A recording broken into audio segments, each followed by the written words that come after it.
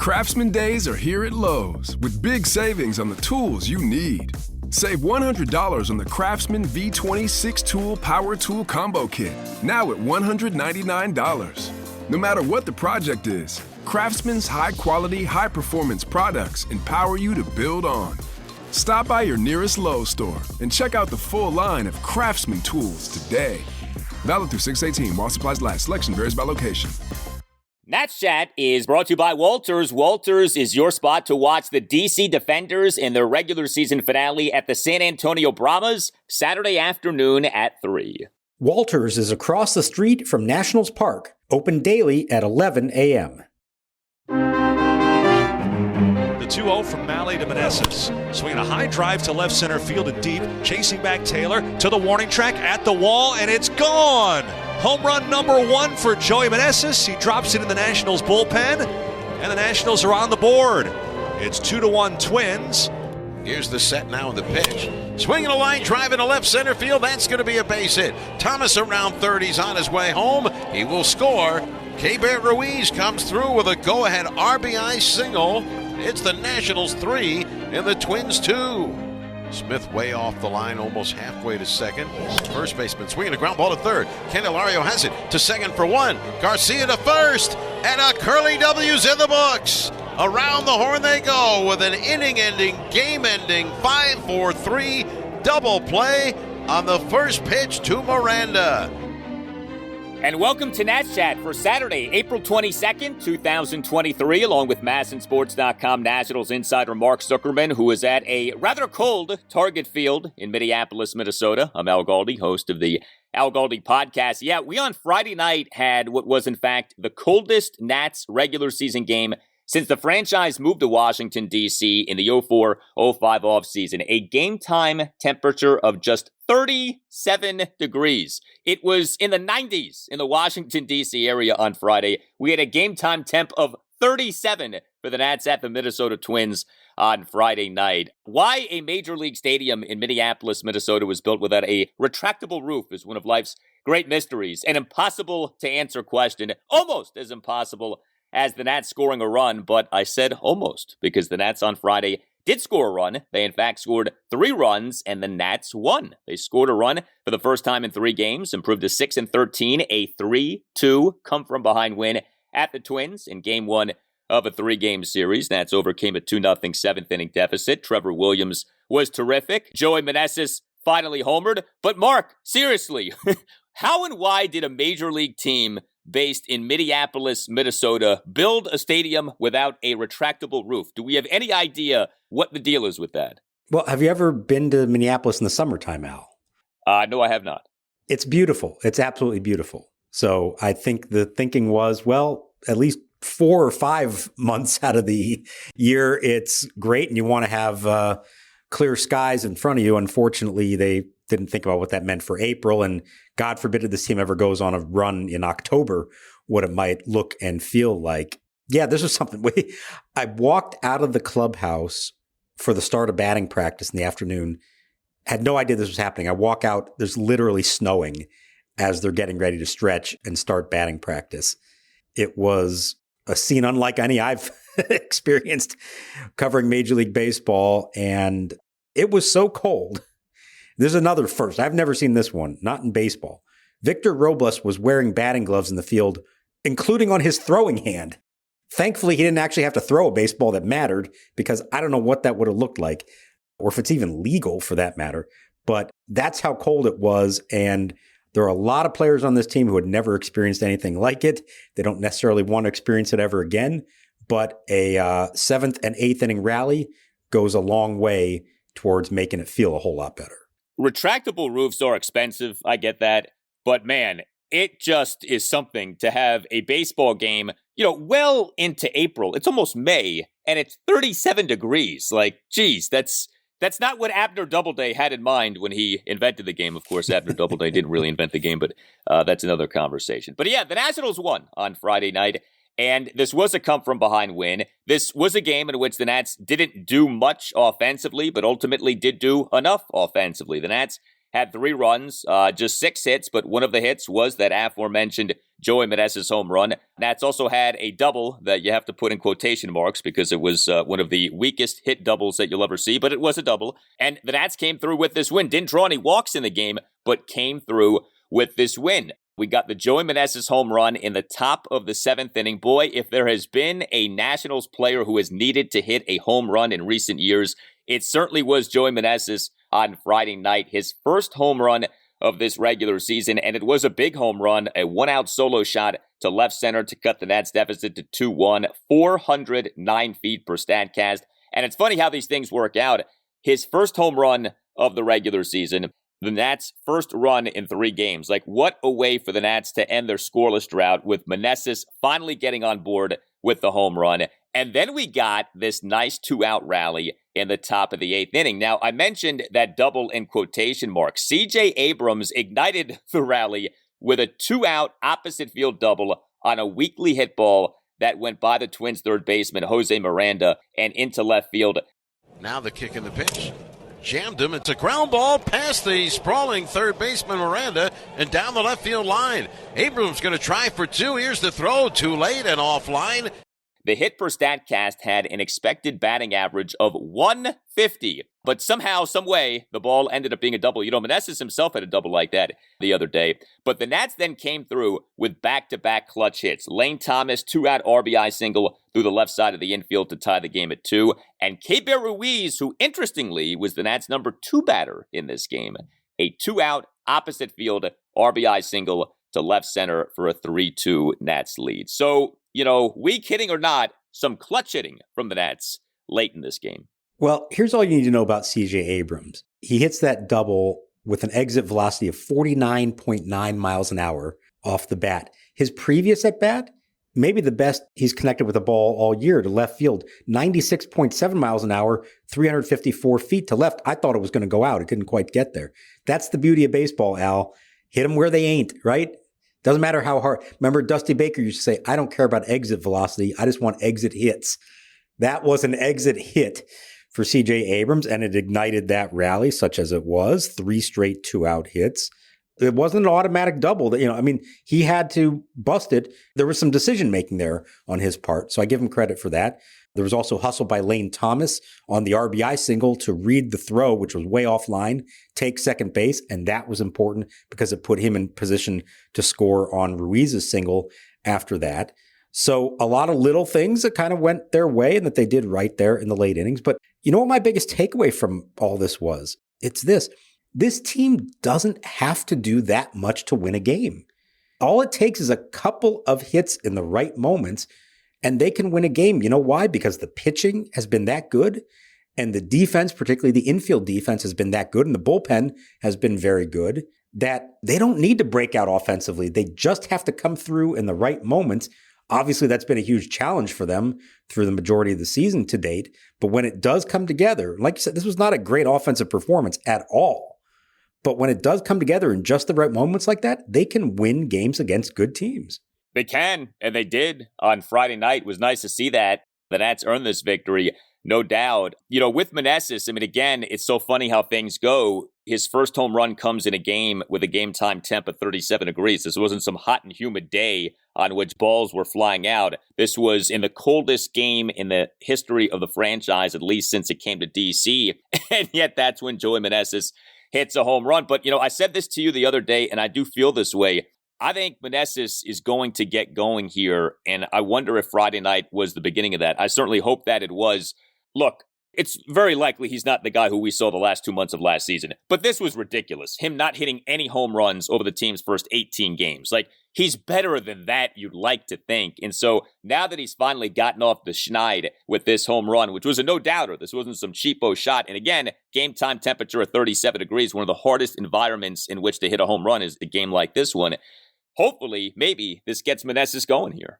Yeah, and he had been hitting the ball hard. We'd seen that. Remember the ball in Anaheim that we all assumed was gone off the bat, and it got tied up in the marine air there. Didn't go out. He hit a ball hard this game in the second inning, a line out to center field. So there have been signs of it. It was just a matter of it coming together at last. And, you know, he admitted that it was on his mind.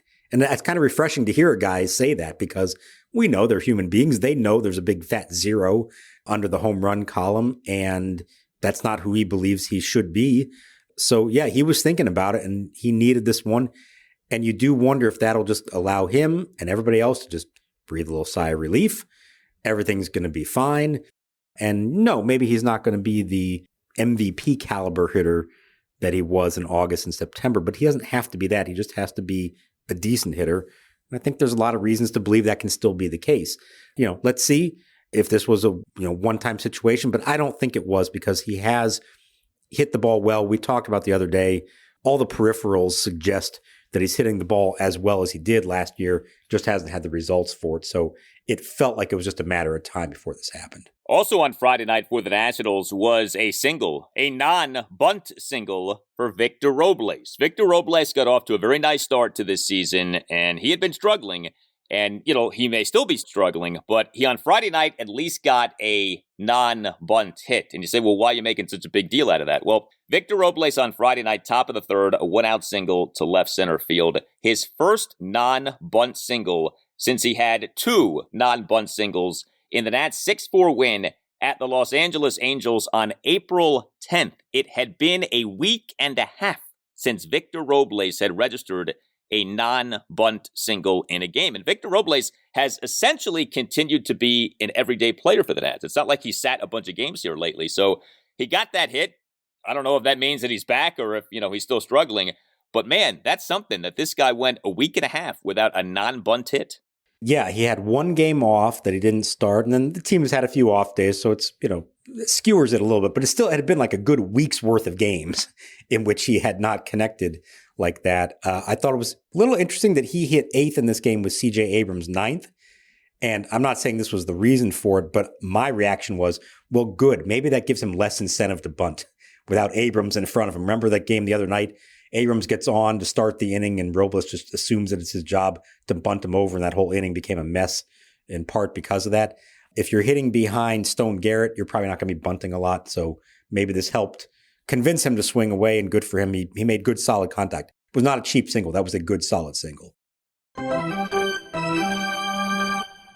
Hey, are you a law firm partner stuck on an underperforming team while the rest of the competitors are spending big and winning big? Well, unlike Mackenzie Gore, you have options. You don't have to stay on your 60-win team. Nats Chat sponsor Mason Kalfis and his team specialize in placing partners and associates at medium-sized and large law firms in Washington, D.C. and across the country.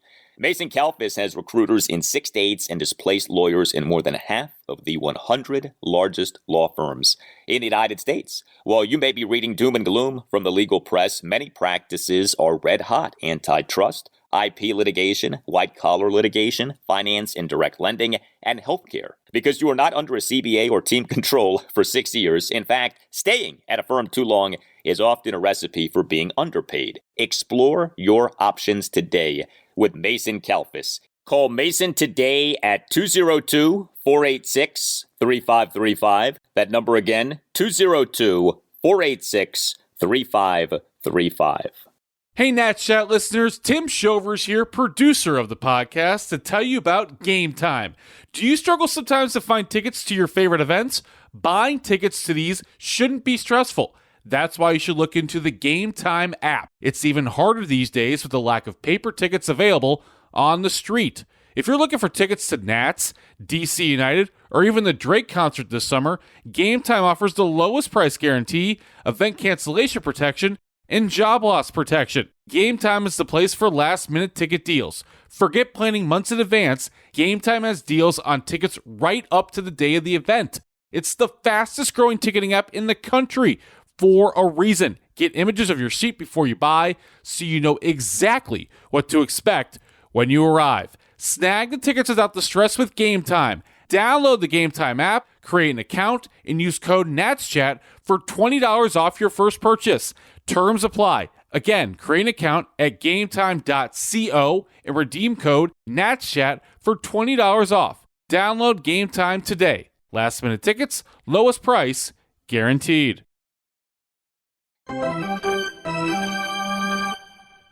Abrams dancing off second.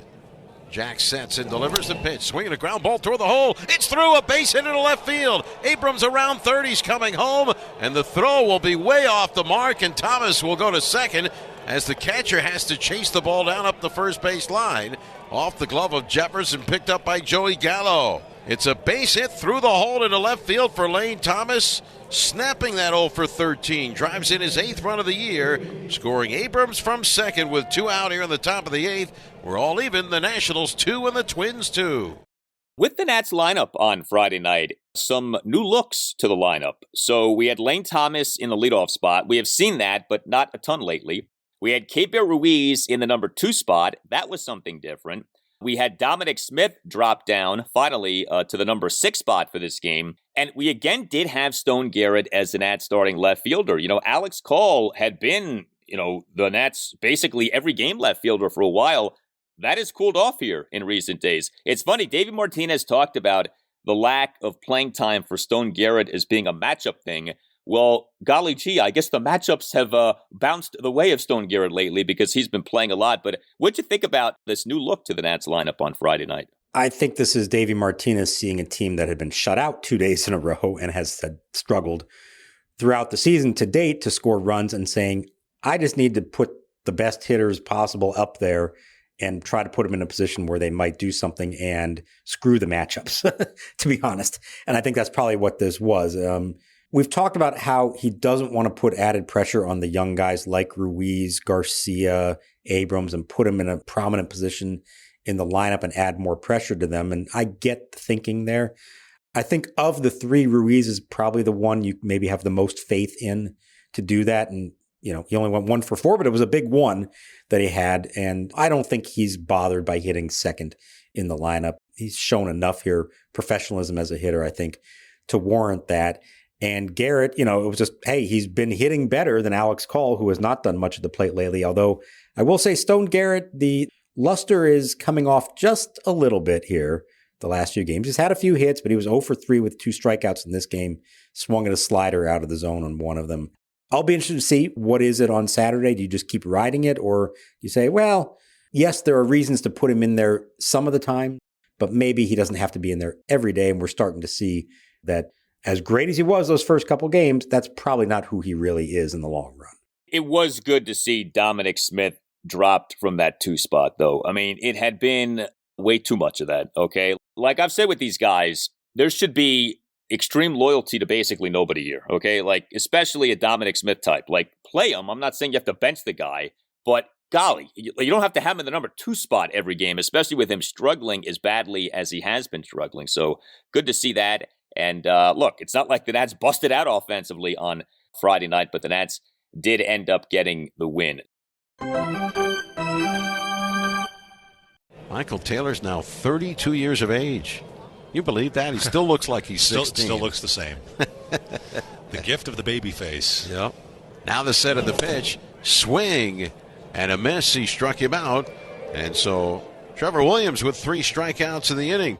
It was in the 1948 baseball season that we had the famous saying, spawn and sane and pray for rain. I don't know if we need to come up with something for the Nationals, but you look at their rotation right now. Mackenzie Gore, Josiah Gray, Trevor Williams on one side, Patrick Corbin and Chad Kuhl on the other side. I mean, it's 2 very different scenarios. So I don't know if we need to come up with like Williams, Gore, and Gray and pray for a rainy day or something like that. But it is something right now, man, because if you look at the Nationals' overall starting pitching numbers, they are not good, but they are badly skewed by those 2 guys, Corbin and Kuhl. The truth is this. The Nats are getting really good starting pitching from 3/5 of the team's rotation, Gore, Gray, and Trevor Williams. And no, Trevor Williams is not a young potential ace or young potential really good starting pitcher, but Trevor Williams is a guy who did have a good season for the New York Mets last season, and Trevor Williams on Friday night was good for a 3rd consecutive start and has been good for the Nats so far this season. Williams in this 3-2 win at the Twins on Friday night, 2 runs in 6 innings. He only gave up 4 hits. Now, 3 of the hits were extra base hits, a homer, 2 doubles, and a single, but one of the doubles came on a very catchable fly ball that, quite frankly, inexcusably landed between Victor Robles and Lane Thomas due to an apparent miscommunication. 3-2 pitch. Swinging a fly ball right center field. Chasing over Robles and Thomas deep in there, and it's going to drop. Thomas gave way, and the ball lands just a few feet away from his feet, and into second is Jeffers. Miscommunication there. Thomas had a chance to make the catch, but he pulled up. Williams only issued a walk. He had 4 strikeouts. He threw a lot of strikes, 93 pitches, 60 strikes versus 33 balls. I think Trevor Williams is doing a really nice job, and he had another good outing on Friday night. He is doing exactly what they were hoping he would do for them when they signed him to a 2-year deal, let's remember. I know, like you said, he's not a building block necessarily, but every rotation's got to have somebody like that, just a reliable veteran who's going to give you a chance to win when they take them out, and that's exactly what he's done. In 4 starts, he's got a 3.38 ERA, a 1.078 whip, and he's gone at least 5 innings in each start and given up 3 or fewer earned runs. That's exactly what you're hoping for out of him. You don't need him to give you 7, 8 innings and dominate. Just give you 5 or 6 and a chance to win. And I think that's been really important for them. They've needed that, and it has made a difference. Yes, you would love Corbin and Kuhl to live up to their end of the bargain, but if that's not going to happen, and you have 3 starting pitchers who are consistently doing their job, it puts the team in a much better position like this to try to win games. And yeah, I mean, he really only made one mistake in the game. That was the fastball over the plate to Joey Gallo that got hammered, which is what Joey Gallo does to baseballs.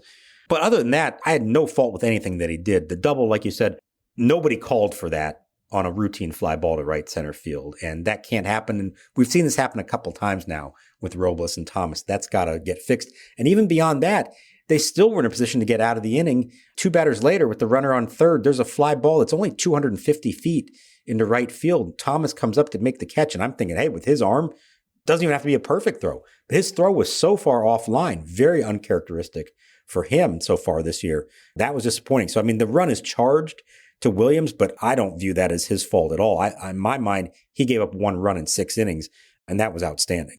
Yeah, that went out RBI sac fly by Max Kepler, on which Thomas, who, like you said, has made, for the most part, really good throws this season, for whatever reason, did not there. But yeah, the miscommunication. So the double was by Ryan Jeffers. It came on that catchable ball that ended up landing between Victor Robles and Lane Thomas. And we have seen this a few times, and it doesn't make much sense. Victor Robles is a good defensive center fielder. Lane Thomas is a good defensive corner outfielder. They have been playing on the Nats now together for multiple seasons. What do you think the deal is with these multiple miscommunications between these two so far this season?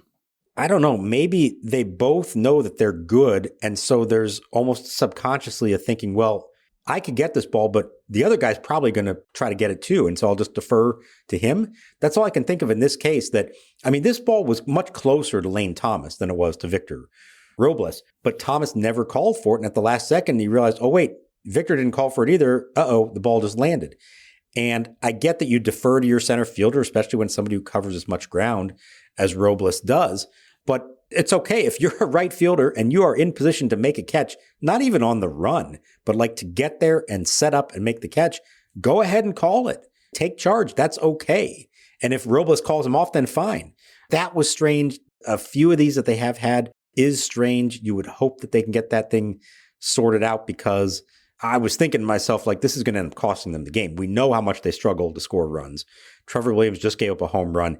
You cannot afford to give them anything else that's a result of bad defense. We know how good the defense overall has been, especially in the infield. Don't go giving them extra runs because of sloppy play out there, and that's what this one was. Thankfully, it didn't cost them in this game, but they weren't far away from this actually having a big impact on the outcome of this game.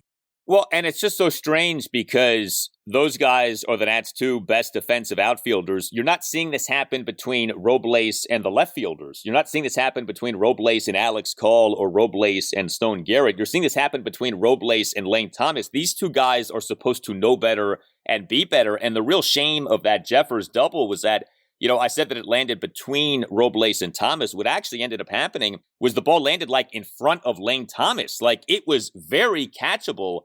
And for some bizarre reason, he ended up not catching it. And, I don't know if Robles as a center fielder just needs to take more charge of all of these things and just say, like, the heck with it. maybe he needs to be more of a dictator out there and almost say, I got it. No, you got it. And tell him that's yours. You get it. But this really does need to stop. I mean, once or twice, okay. It feels like it's happened a lot more than it should be happening.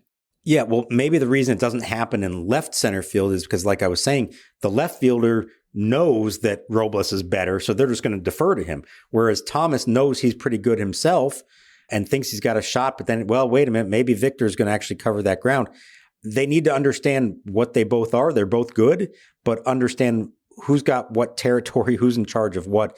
And I know it's easy to say, well, center fielder just take charge there, but no, that was Lane Thomas's ball. And especially if you haven't heard any, make Victor call you off. If you think you've got it, call for it. If he calls you off, then back away and defer to the center fielder. But that was Lane Thomas's ball from the get-go. Can't they talk, though, while the ball is in the air? I mean, I know that you can't have a conversation and talk about life, but can't Robles say, hey, Lane, you got this? Can there be a back and forth while the ball is in the air? It's not like the ball was some line drive. I mean, it was in the air for at least a decent amount of time.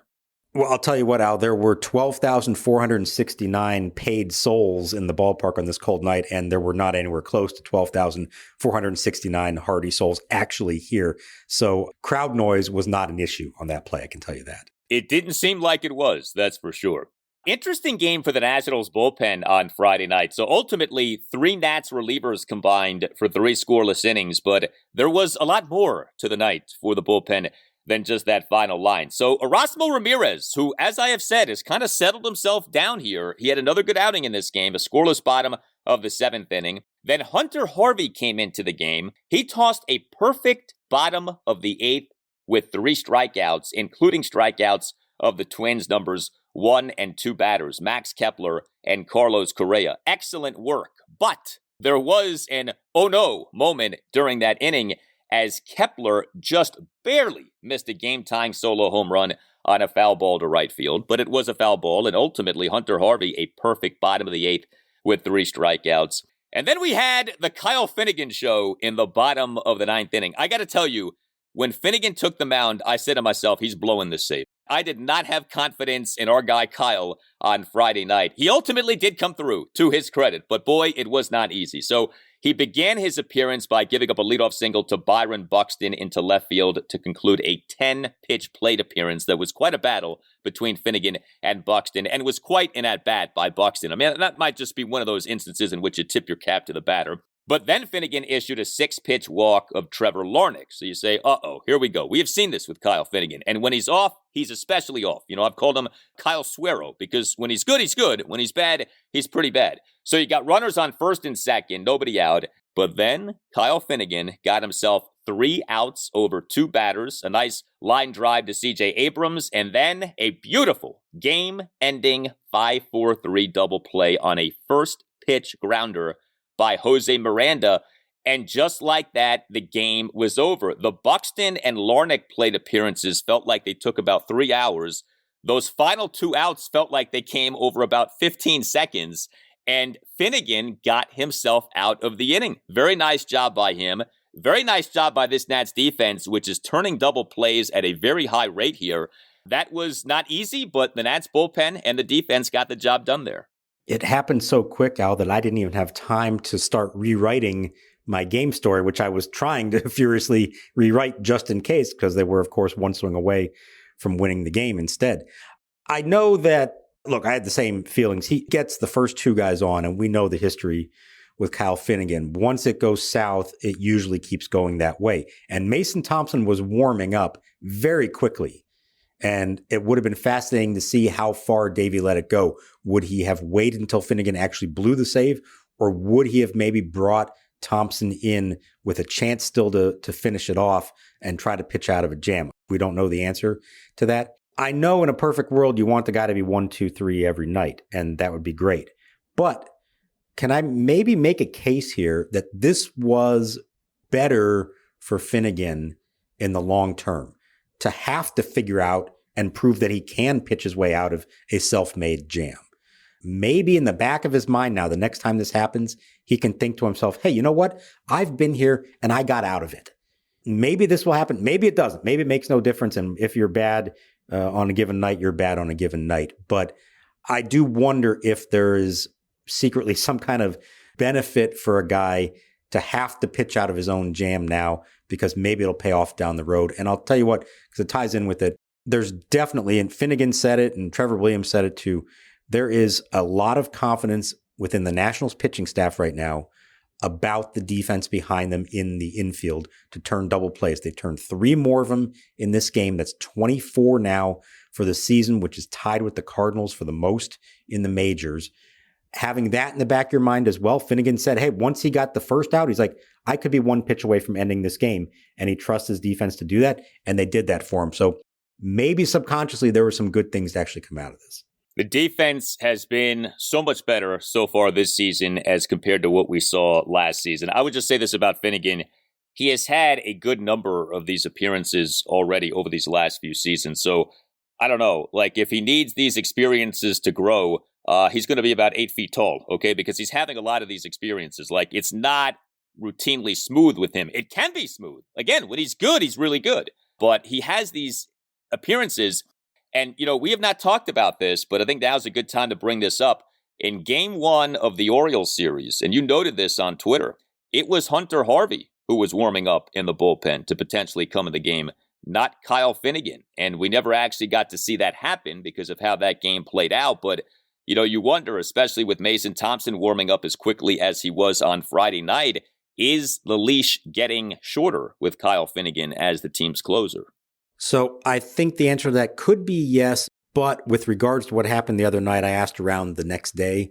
Finnegan was dealing with some back spasms, may not have been available, and that's why Harvey was warming up. So I don't necessarily think that was a straight up decision by David Martinez to say, I'd rather have Hunter Harvey pitch the 9th inning than Kyle Finnegan, that Finnegan wasn't 100% healthy.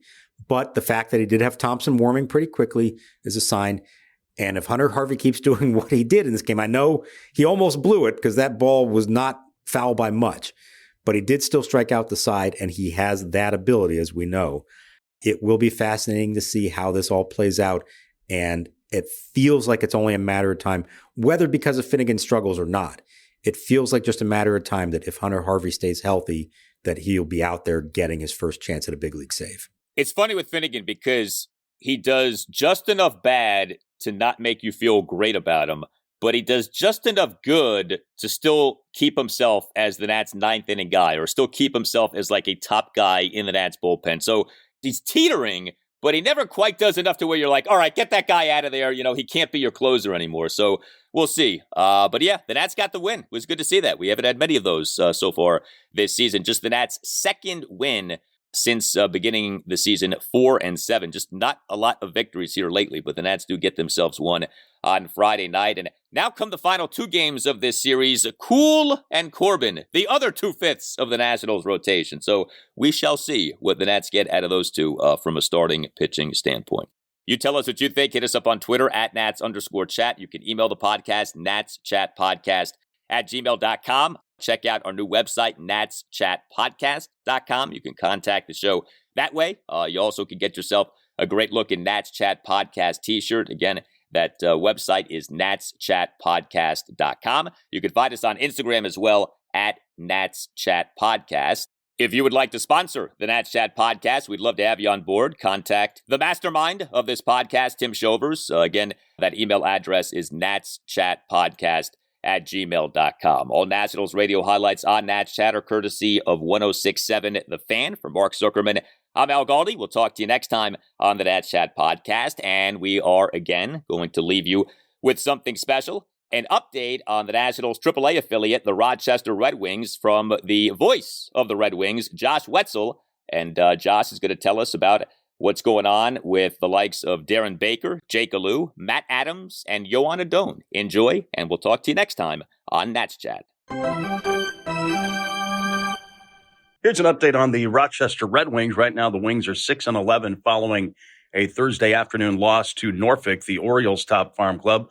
On the offensive side, AAA rookie Darren Baker has hit for the best average so far for the Red Wings, batting .344. He just had a great 6-game series against Buffalo in which he went 14 for 28.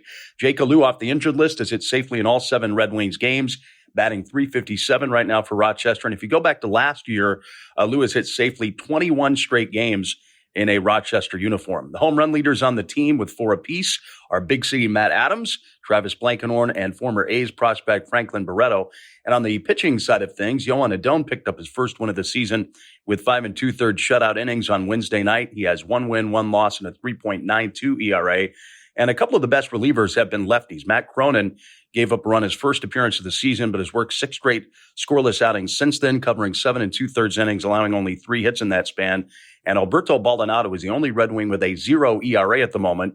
He has given up no earned runs in 7 appearances so far out of the Red Wings bullpen. This is Josh Whetzel with your Rochester Red Wings report. The 2-strike delivery lifted toward right center, falling in the gap in a hurry, and that will drop for a base hit and bounce out to the warning track on the fence. Baker is already to second. He turns the corner, jets for third, and dives in easily with a leadoff triple. First AAA extra base hit is a 3-bagger for Darren Baker as he perfectly bisected the outfielders